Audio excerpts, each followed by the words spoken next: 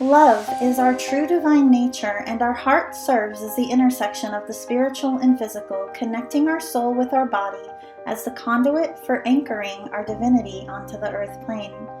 Embodying our divinity is the key to our ascension and to manifesting our highest destiny in this life. The teachings of the heart are alchemy. Join spiritual mentor and channel Jennifer Spohr each week on a sacred journey to lift the veil to remembering your divinity and meet other beautiful souls who are living the path of the awakened heart.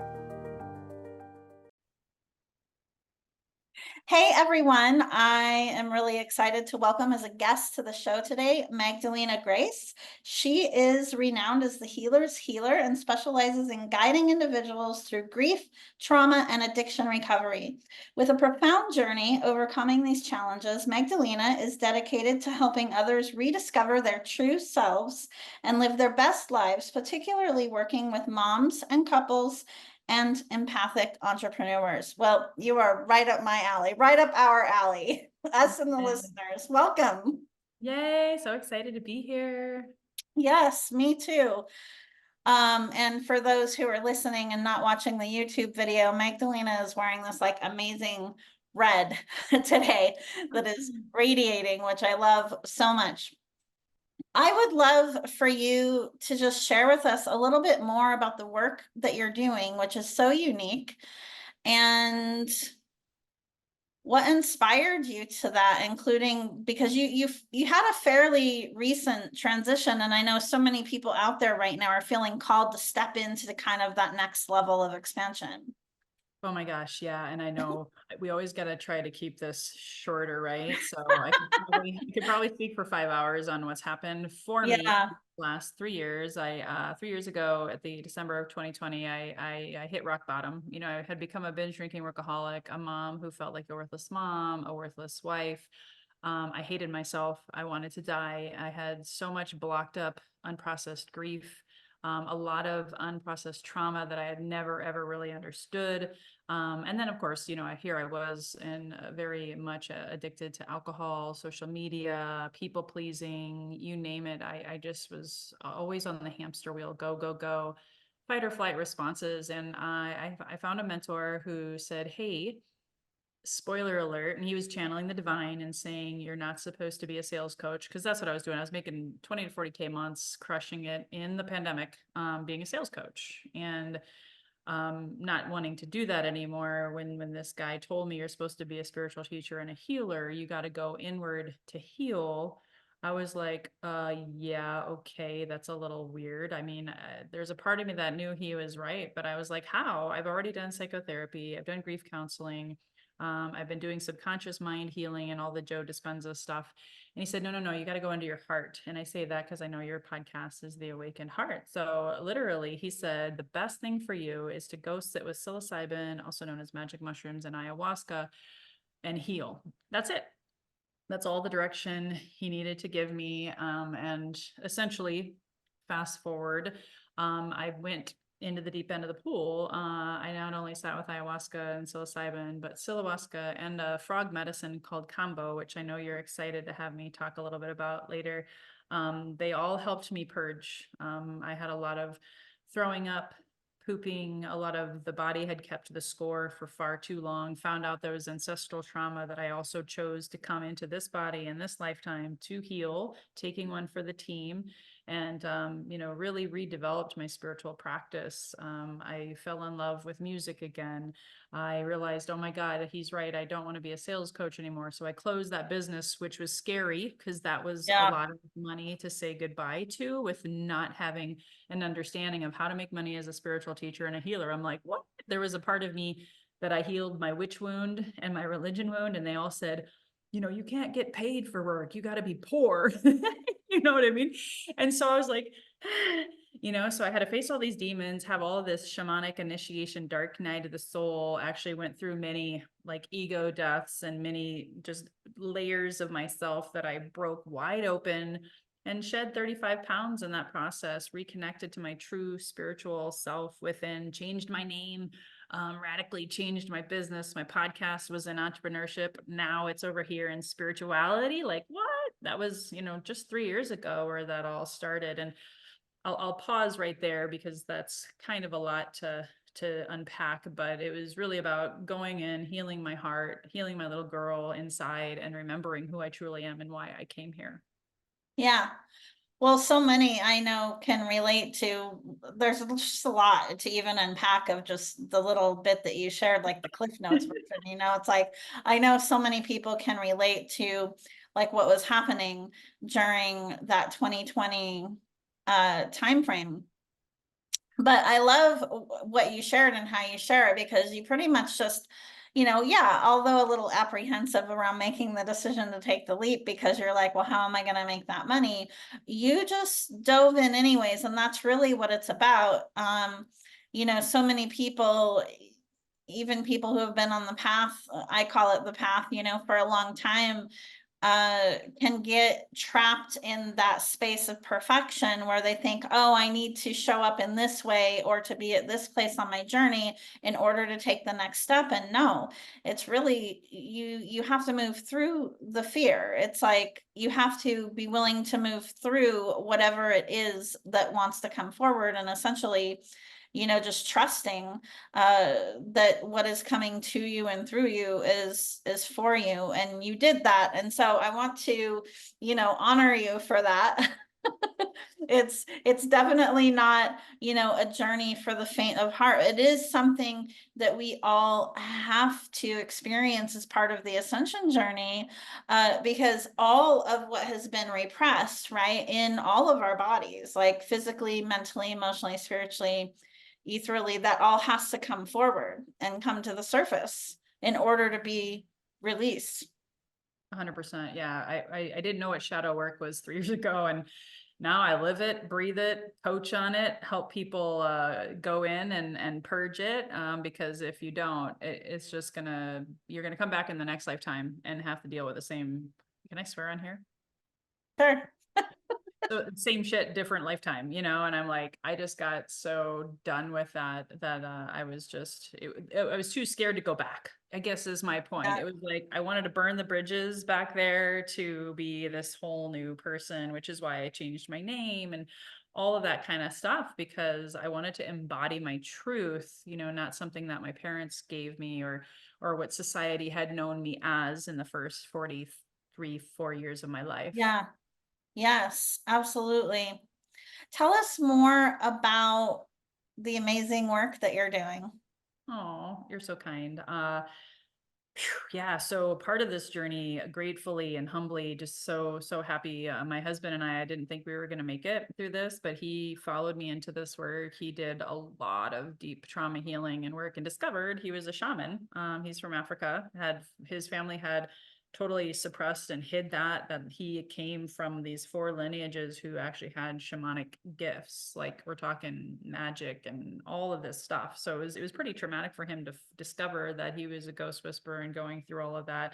So I share that with, because we had so much trouble as a couple, before and during this ascension process. Very confronting, right? You marry your father, your mother, your brother, all of those mirroring wounds came up, but we came out on the other side of that. So we work with couples and do couples retreats, especially for light workers and healers and empathic entrepreneurs who are waking up to their gifts. Because to stay coupled, I don't know what you've seen, but I've seen so many divorces, so many people breaking up, business partnerships breaking up, because everyone's just trying to figure themselves out. And we want to help those couples, if they're meant to stay together, and maybe sometimes we find out they're not, to be able to do it with grace, compassion, love. And we do use sacred plant medicine as well as the combo medicine to help them shut down their mind, get into their bodies and their hearts, and heal those mother wounds, those father wounds, the shadow work. I do most of the shadow work. My husband, if they have spiritual gifts, he helps them develop those too, because that can be very dangerous to try to do on your own. That's one segment. And then I also serve combo, frog medicine, which was it's from the Amazon. It's not a psychedelic. There's, I don't even know how many practitioners around the world are doing it. It's becoming more popular, and it's really a medicine that you put on your skin. Um, Mhm. So when people ask you, what do? I burn people, I make them throw up and poop and cry.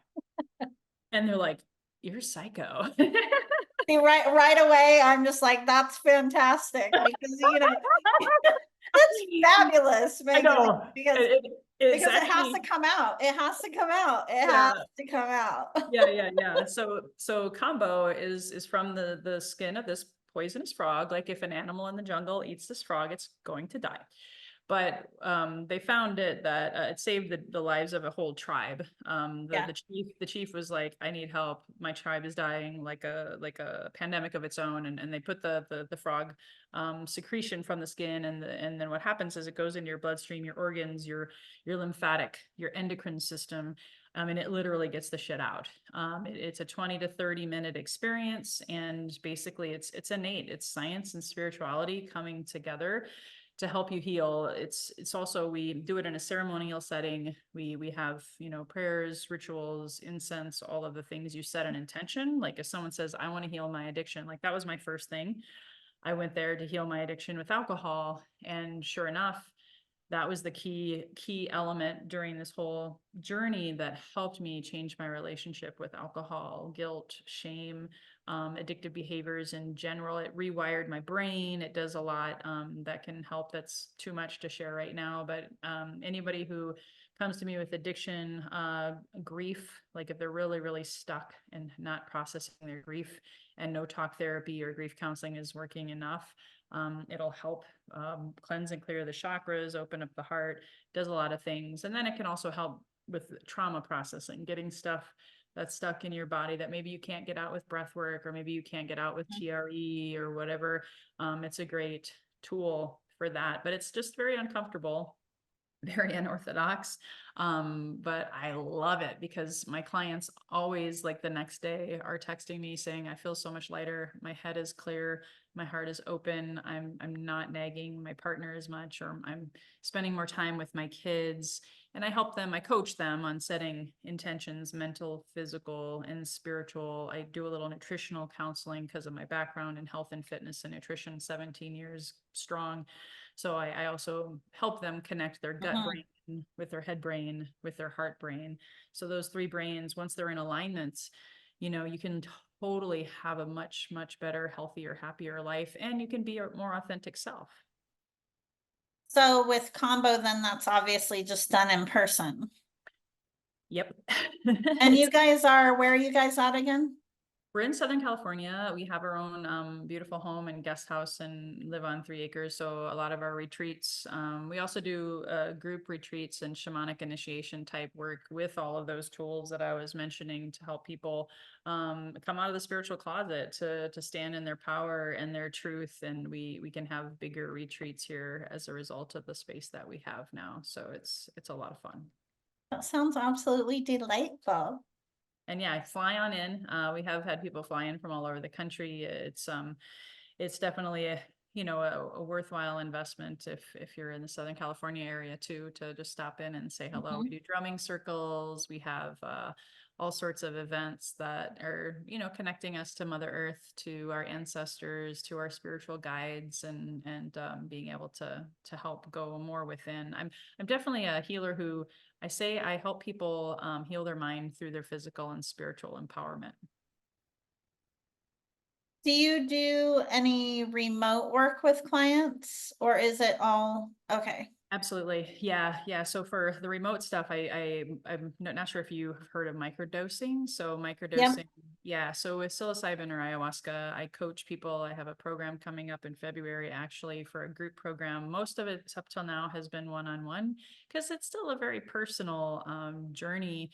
If people are struggling with addiction, trauma, or grief, not everyone wants to share in a group setting. But we also find that the group type collective work we do remotely with our microdosing program also gives people the opportunity to not feel alone, to heal collectively. And they could be anywhere in the world, depending on, of course, on which medicine they want to use. So that's my best virtual program. And we do online breath work, online inner child healing classes, nutrition classes. It's all in there to support the person mentally, physically, and spiritually, while they leverage the power of these tiny doses of plants, 500 milligrams or less of Yeah. psilocybin. And then ayahuasca is like I don't have a bottle here right now, but it's a tincture. So just some tincture of the liquid under your tongue, and developing your own practice with it, because it's a sacred medicine. So I say there's got to be a spiritual practice or a daily meditation or something that you do with it, and then all the other stuff is done virtually as well with the classes to help them get the best results possible. I find that so fascinating. So fascinating. I would love to go back to the work that you're doing with couples. Um you had kind of put the question out there, but you were sharing everything earlier, and what I find, the answer to the question, what I found is it seems to be one extreme or the other, right? Like when someone's going through this journey of rediscovering the truth, of remembering the truth of who they are, either their marriage or relationship becomes closer, or they end up not staying together. So, uh, for those who are listening who may be in that season on their journey, what are some advice or signs, that you could provide that would be helpful for them to either to help guide them forward on the path on, this is salvageable, right? Or, let's move forward. Or maybe it isn't, because what happens, right, is I'm sure you found as well that a lot of people in those situations end up having, to different extents, a misidentified and misapplied relationship to what love even means, right? So there's like some awarenesses and some things that you have to move through to even get to that point. But even then, the attachment, right, and the fear of moving beyond that can feel so real. Oh gosh, yeah, I can relate because I had such a deep abandonment wound from my childhood. Yeah. So for us, both partners have to be doing the work. And that doesn't necessarily mean with us per se together. They both got to be doing some work on themselves, maybe not exactly always at the same time, but they both got to be committed to showing up and finding and actually consciously choosing to remember who they truly are together, because that's what I've seen. And I've worked with a lot of married women, and Hmm. it was always the woman doing the work and the guy was not. And so oftentimes they didn't work out, and slowly they grew apart, because as we wake up and we start doing this work, we it's not like we become another person. We become who we truly were Yeah. meant to be. And if that other person doesn't have the same intention or desire and isn't like cheering you on, but then also owning their own side of the fence, so to speak, then it's not gonna either A, work out, or B, there'll be too much resentment or separation that it won't be a true sacred union, a really healthy, thriving partnership. Hmm. Yeah. That's And they that's don't number one. and they don't necessarily have to have all the same interests. Oh gosh. Oh my gosh. My husband and I are so opposite. Like Yeah.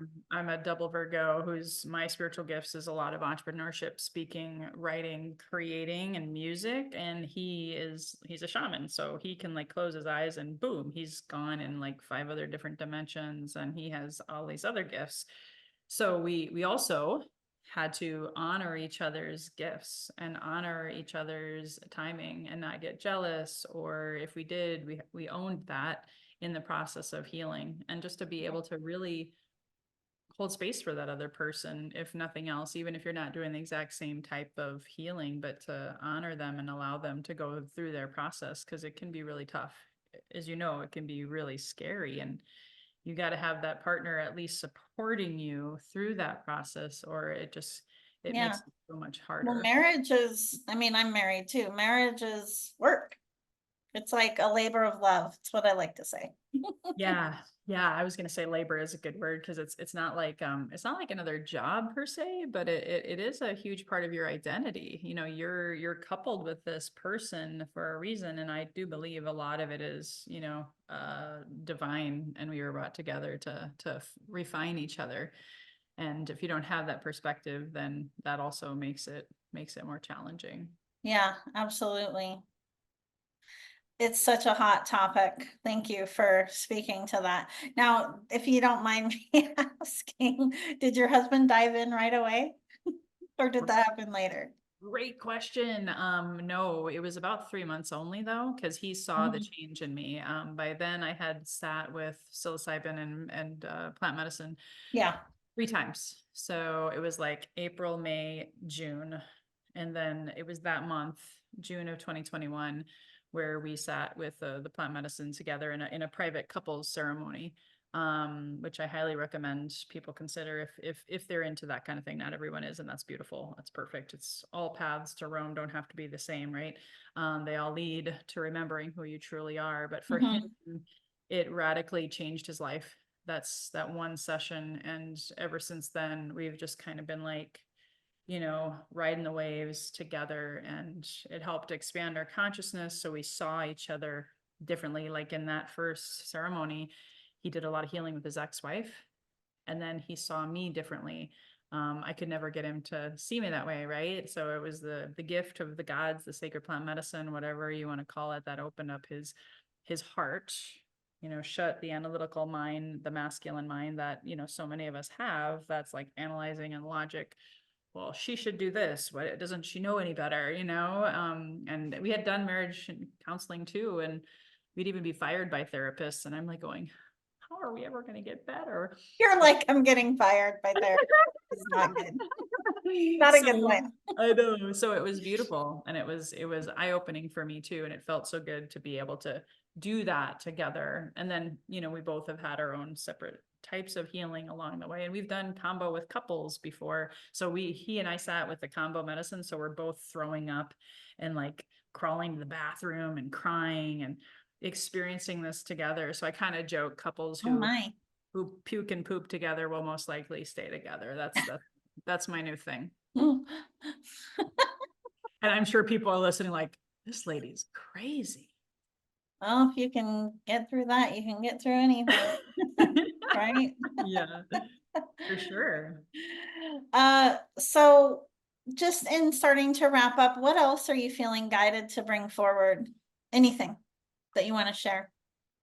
Well, this has been coming up for a lot of empathic entrepreneurs, since I know that's part of your audience. Is there's a lot of us who are feeling the feels of the ascension, and our shadow work is like being thrust upon us. And what me and my husband discovered, hindsight's 2020, we're looking back, a lot of the anger, the resentment, the fear, not only it's in the collective, so you got to remember, is this mine or is it the collectives? But guess what? Because you signed up to be an empath in this life and probably came in also to heal your ancestors, you get to do it. You're taking one for the team. And so you got to make sure that you recognize that and hold yourself with as much compassion and grace as possible, and have a mentor, have someone in your life that can also help you take that leap. Like I had mentors, my husband had mentors. We were miserable with where we were. We were hiding in the spiritual broom closet, as I like to jokingly call it now. And if we hadn't had that support team here in the physical plane, obviously we also have it in the spiritual realm, but if we didn't have that, we wouldn't be living. I'm always humbly saying this, but now I can honestly say we're living the life of our dreams, because we were so like shut down for so long and not wanting to be out there in the world speaking our truth. And so whatever you can do to find someone to help you through the shadow work, through quieting the mind, getting into your heart, and waking up, make sure you find a good teacher, a guide, support system, community, to be able to help you walk through that, because it's terrifying. As I know, one of the wounds I worked with as my own, being an empathic entrepreneur, was the witch wound. I had developed an autoimmune disease in my throat back in 2011, Hashimoto's, didn't know at the time part of the reason. And I also developed claustrophobia around the same time. And then I recognized, oh my God, that was a past life trauma, being burned at the stake, being suffocated, being killed as a woman, as a healer. So it was very, very terrifying for me to come through the shadow work, to accept that I am a healer, to claim that, to be okay with that. I really struggled with that at the beginning of this year. I just really did. And so thankfully I did enough shadow work, had the right support and guidance. And that's also something that we help people with too now, because you got to have that little extra nudge to be able to go out there and then earn a living, not only earn a living, but make good money with your new gifts or with your talents that you've been hiding from the world. And the world needs you. The world needs, I don't like that word normally, but I'm just going to say, if you're listening to this, the world needs your healing abilities, your whatever that is for you. Well, that's why we're here. Exactly. Especially at this time, especially. Yes. Yes. I speak about that often as well. I mean, it really is. It's like, this is the time where you bring forward the remembrance of who you are and the culmination of all of those gifts. Mm-hmm. Yeah. And that's where too, like, sometimes I know I was sort of like, how do I say this? Like, this is my last thought that is important, especially if you're an entrepreneur. Well, this applies to everyone. I was also kind of addicted to healing. I gotta go see Oh this. yeah. Gotta go do this, and I wasn't taking action. So there was about a year on my healing path where I wasn't making any money, going into significant amount of debt because I was still afraid about how do I go out into the world and do this. So taking action every day, even if it's a small one, on making those extra phone calls or asking for guidance, working with your coach or your mentor or your teacher. Having your daily spiritual practice could be a form of that too. That's what helped me build up and work through a lot of fear. So putting it more into action as opposed to going and doing all this healing and spending money, but not making money on the other side. Yeah, no, I'm so glad that you brought that up. It's so true. And it really is in the day-to-day aligned actions and how we're showing up that makes the most difference, the consistency in that. Mm-hmm. Yeah, for sure. And it's all good. It's like that 1% better that you're trying to get every day. So Rome wasn't built in a day, and your abilities and your gifts, take it one step at a time, for sure. Absolutely. So much wise advice, so many gems, and I especially loved talking about the pooping and the puking. Hey, as Shrek said in the movie, right? Better out than in. Real life, real life. That's what the journey is, for sure. Magdalena, for those who are feeling guided to connect more with you, where is the best place for them to go? Yeah, so I'll say it first, and I know you'll have it in the show notes, but Yeah. microdosingforhealth.com is like my easiest site to remember, microdosingforhealth.com. I have a free consultation on there if someone wants to go down the plant medicine path. And then also if people just want to follow me, cyberstalk me on Instagram, my full name on there is Misty Magdalena Grace. I've got all of the things, Facebook, YouTube. My podcast is there. So if they want to watch some of our trainings, my husband's on there talking about his shamanic gifts and different spiritual teachings and things. You can find me through all of those methodologies. So good. Thank you so much. Such a gift to have you on here today. Thank you very much. It's an honor. I appreciate you. Thank you for listening to Path of the Awakened Heart. Be sure to subscribe to the podcast on Apple Podcasts or pathoftheawakenedheart.com so you never miss an episode. To learn more about living with an awakened heart and navigating your ascension journey, visit me at jenniferspore.com.